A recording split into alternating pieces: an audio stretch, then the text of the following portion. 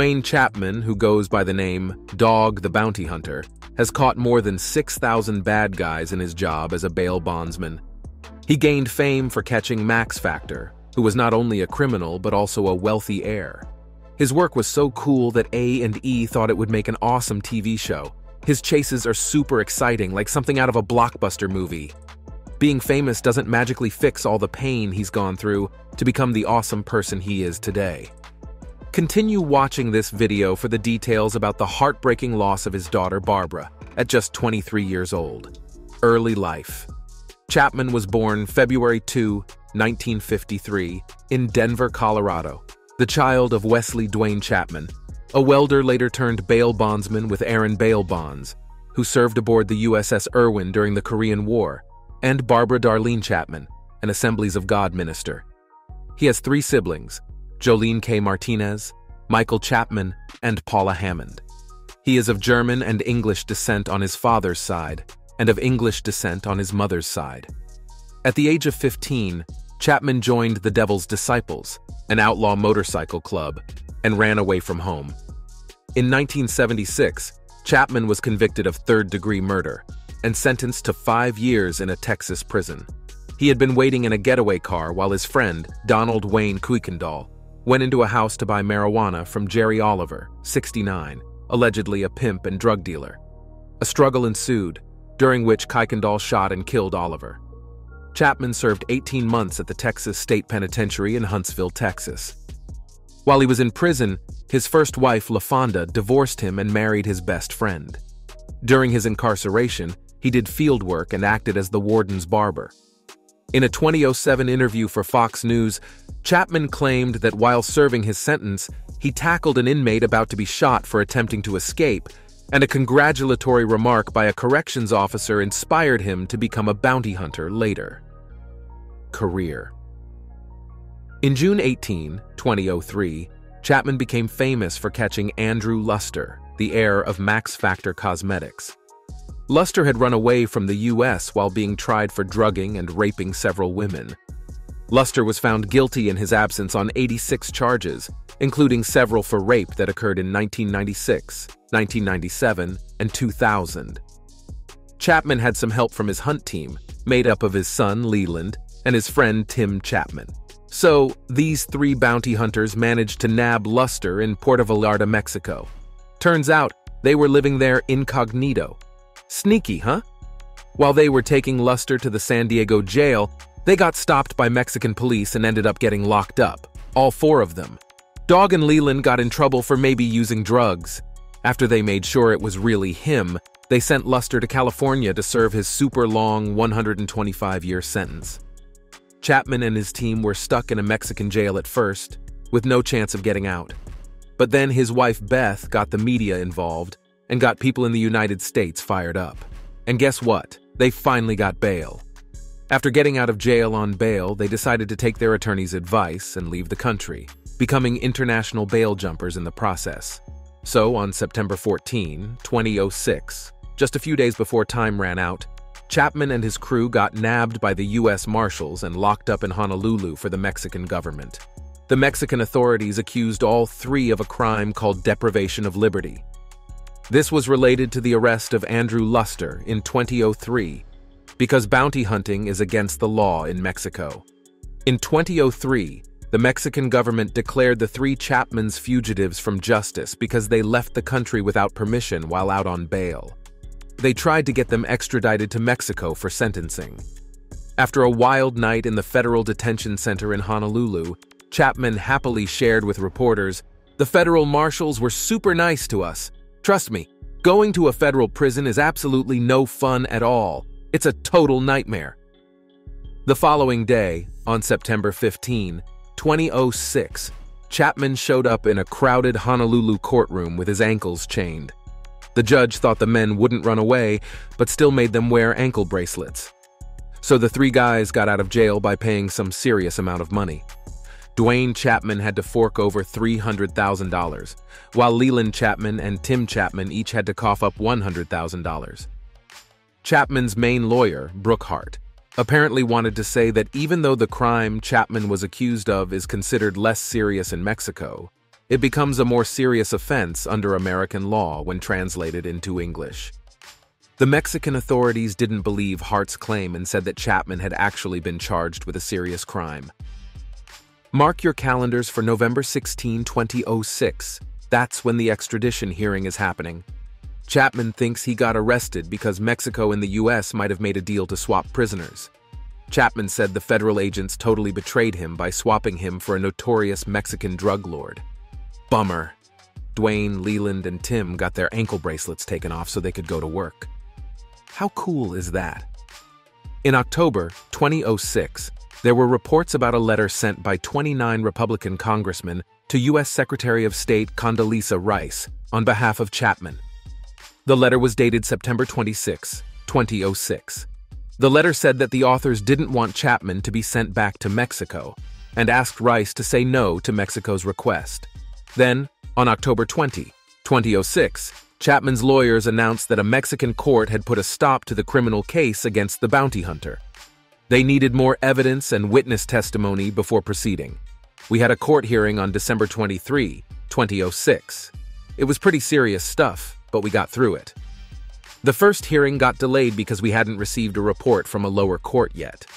The court listened to both sides and then took a break. So the court stuff began on January 16, 2007, and they had until February 6, 2007, but then they got more time. In a cool twist, a Mexican federal court decided on February 16, 2007, that there was absolutely no reason not to give Chapman a shot at being tried for deprivation of liberty in Mexico. On February 23, a group of Hawaii state representatives introduced House Concurrent Resolution 50. The resolution asks the President of Mexico and the Second District Court of Guadalajara to drop extradition charges against TV bounty hunter Duane "Dog" Chapman. The International Affairs Committee approved the resolution on March 7. Chapman and his new attorney, William C. Ballard, showed up on lots of TV shows during this time. Here are a few examples: Larry King Live, Greta Van Susteren, Mark and Mercedes Morning Show on Mix 94.1 KMXB in Las Vegas, The Morning Show with Mike and Juliet on WFLD, Fox 6 News San Diego, The Glenn Beck Program, and The 9 on Yahoo. In a news report from KHNL, it was mentioned on August 1, 2007, that the arrest warrant for Chapman and his crew might not be valid anymore. Apparently, a Mexican court said that too much time had passed for them to be arrested. Hey there, we got this cool 15-page legal order that was originally in Spanish. We went ahead and translated it and made sure everything is legally accurate. Fun stuff, right? In September 2006, Chapman got the green light to take off his electronic monitoring device for a bit. He needed to travel to the East Coast for some events he had already scheduled. Guess what? On August 2, 2007, the first criminal court in Puerto Vallarta, Mexico said nope to all the criminal charges against Duane, Leland, and Tim Chapman. Why? Because the time limit for those charges had run out. Case closed. All the charges that were pending got canceled. Fun, right? The prosecution wasn't happy with the ruling, so they decided to appeal. This is something that happens a lot in Mexico, as A&E explains. In a cool twist, U.S. Magistrate Judge Barry Curran dismissed the extradition attempt on November 5, 2007. He ruled that since the cases were appealed and the trio are no longer charged with any crimes, there's no need to go forward with it. A rough childhood. 4 youngsters shared a home with Dog. It was not uncommon for his father to use a paddle to beat him, and he also often battered him in boxing contests.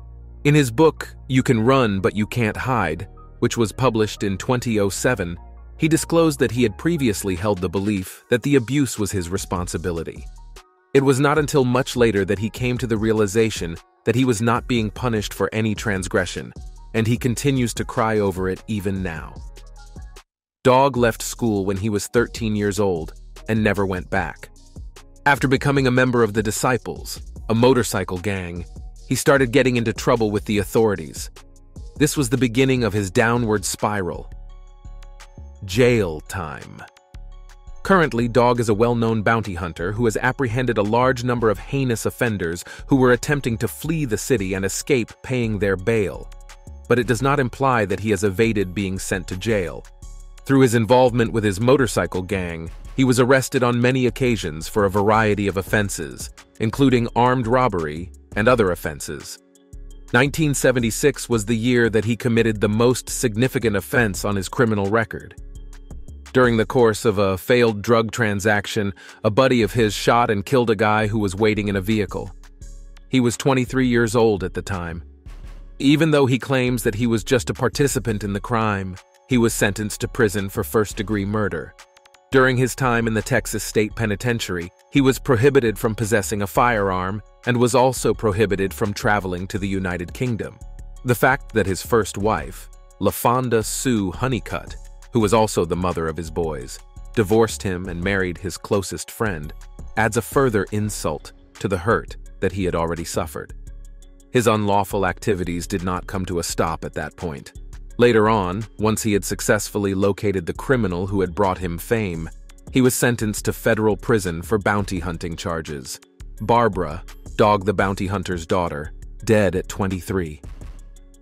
Barbara Katie passed away in 2016 when she was just 23 years old due to a car accident. It was a sad event, as the news headline read, "Barbara, Dog the Bounty Hunter's daughter, dead at 23. She was just enjoying the ride in a stolen SUV that took a tumble and crashed into a tree. Unfortunately, Scott Strandifer II, the driver, also passed away. We can't figure out what caused the accident since there are no skid marks or signs of going off the road. It's a bit of a mystery. The sad event happened just one day before Dog's wedding to his fifth wife, Beth Smith. It was such a bummer. He got everyone together to talk about whether they should keep the party going. They thought it would be a nice way to celebrate Barbara's life. Beth's dad, Gary Smith, was also absent from the gathering. He passed away just 2 months before he could walk her down the aisle. It's such a sad event. Dog excitedly shared the news with the guests during the reception.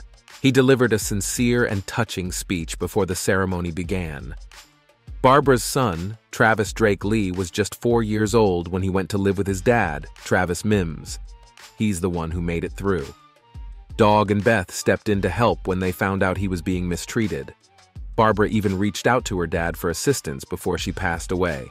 He listened to some tapes of the events and it made him remember his own childhood. He couldn't help but step up, but he's also hoping that Travis will step up and become a great dad someday, losing his wife. Beth passed away in June 2019 at 51 years old after bravely fighting throat cancer. Dog thought it was really bad and surprising. He said it was hard to be happy about her life when he was sad about her death. He also mentions that it's important to continue the search for a cure because while a few may get lucky, unfortunately, most do not make it. He shared the sweet last words his wife said. After praying together, she thought about her family one last time. She said she loved them, asked if they were all right, and told them not to worry. Dog and Beth crossed paths at a police station after she got caught stealing from a store.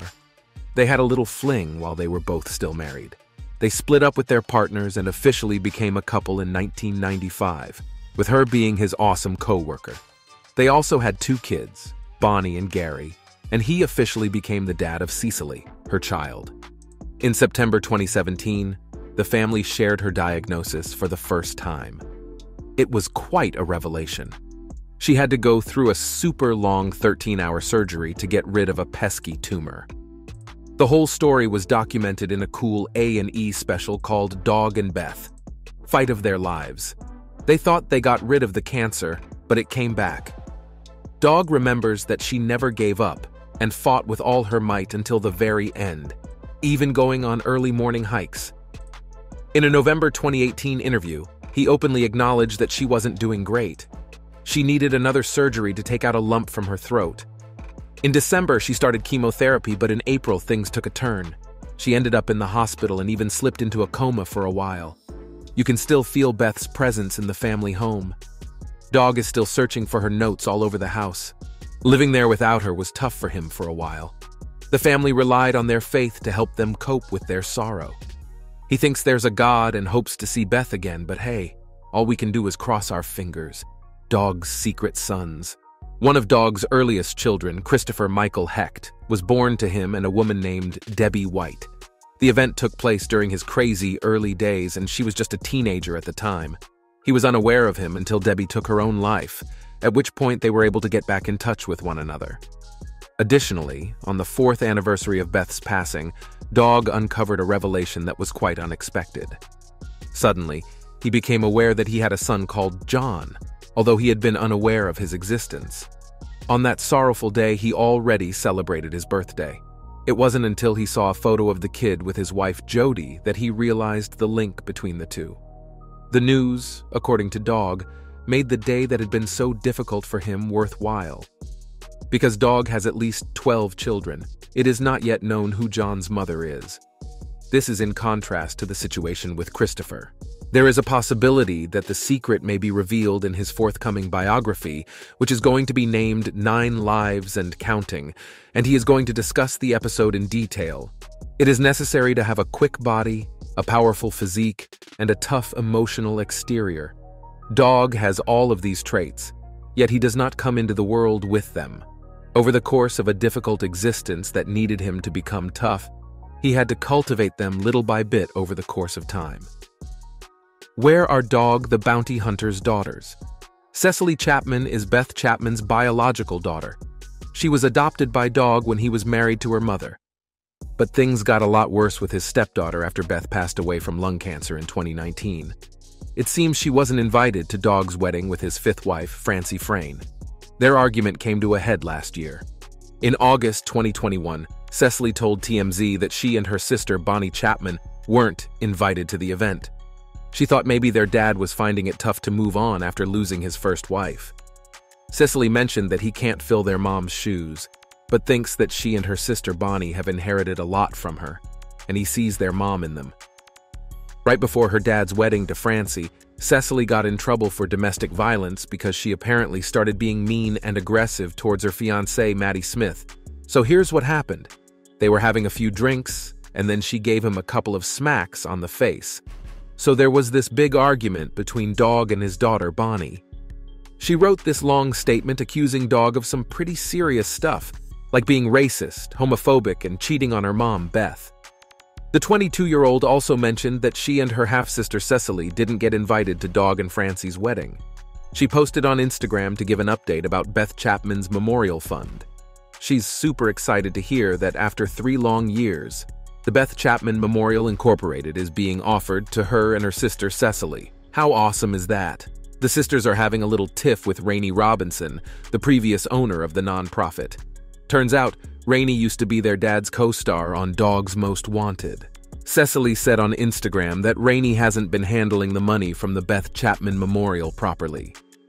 Dog Chapman had a daughter named Barbara Katie Chapman with his 3rd wife, Lisa Ray Britton. They got divorced in the 1980s. Barbara, who was only 23, sadly passed away in a car crash in 2006 in Fairbanks, Alaska. They were on a journey together in the back seat when their SUV veered off the road and flipped over, tragically taking both of their lives. Dog was getting married to Beth in a fun Hawaii Island wedding the next day. Duane posted a picture on Instagram to remember Barbara and her baby Travis. He said, 15 years ago today, my dear Barbara Katie passed away and joined Jesus. In 2020, Lisa Chapman got into some trouble in Honolulu, Hawaii, after reportedly having a fight with her partner. She ended up being detained. She got hit with 2 charges of harassment and was let go after posting a $600 bond. Guess what? When she was only 15 years old, she became a mom to Abby Mae Chapman. And now Abby Mae is already 20 years old. Oh, and guess what? She has a 12-year-old daughter named Madeline Grace Galanti with her ex-husband Brahman Galanti. How cool is that? Lisa and her spouse, Liana Evanson, got married on a beautiful beach in Hawaii on June 3, 2022. It was a day filled with love and happiness. She recognized that her dad couldn't be there in person, but she made sure he was still part of the celebration through phone calls and video chats. It was like he was there with them. In a super cool Instagram post on December 12, 2022, Lisa shared the awesome news that she's been sober for a whole 18 months. Go, Lisa! She said, during my journey, I've learned that the little moments are what really matter. Finding joy in different places is what life is all about. It's those small moments strung together that create a happy and fulfilling experience on Earth. Duane expressed his love for his daughter in the comments, saying, "So proud of you, my daughter. Love you, Dad." Losing and falling out with other children, Dog has become a well-known bounty hunter, catching lots of bad guys who are trying to escape and not pay their bail. But hey, that doesn't mean he's managed to escape prison. He had a lot of run-ins with his motorcycle gang, like getting busted for armed robbery and other bad stuff. His biggest crime happened way back in 1976. So there's this guy, right? He's just 23 years old, chilling in a car, when his buddy decides to shoot someone during a messed-up drug deal. Crazy stuff, huh? He says he was just helping out, but he ended up in jail for a serious crime. He spent 5 years in a Texas prison and can't have a gun or go to the UK. To make matters worse, his first wife, LaFonda Sue Honeycutt, who was also the mother of his sons, dumped him and married his best buddy. But wait, there's more to his naughty adventures. After catching the criminal that made him famous, he ended up in federal prison for bounty hunting charges. Death threats. Bounty hunting can be risky, and it's likely that Dog has made quite a few enemies along the way. Some of them decided to fight back with scary threats. But let's keep it simple and a little fun. In the spring of 2012, he got some really scary emails. They were full of threats and talked about murder, sexual assault, and his time in jail. The FBI did a thorough investigation, and Dog is determined to bring the senders to justice if he ever catches them. Saying goodbye to a dear friend. Bad luck always seems to find Dog, just like he finds criminals. His buddy and co-star David Robinson passed away out of the blue at 50 years old. His wife, Brooke, mentioned that he was perfectly fine before he unexpectedly collapsed at home during a Zoom call. Quite a shocking turn of events. We don't know why they died yet. Dog was really surprised and scared by what happened.